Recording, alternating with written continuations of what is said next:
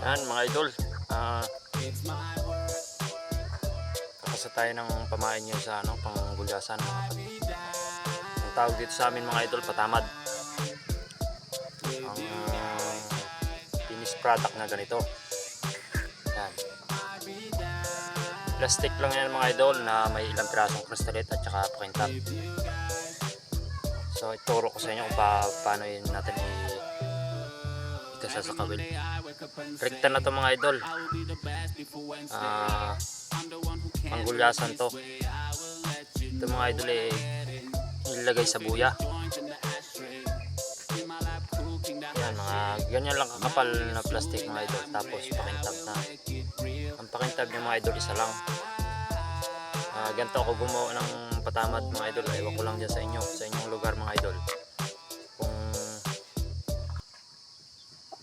Kung wala pa kayo nito, ito pwede nyo itry ito mga idol. Ginagamit namin ito sa payaw. Bali sa isang buya niya mga idol, 5 kawil, 5 dipampagitan ng bawat kawil nito. So ang ginagamit ko palang madre nito mga idol ay 50 to 55. Ang lagaw niya naman ay 40 hanggang 45.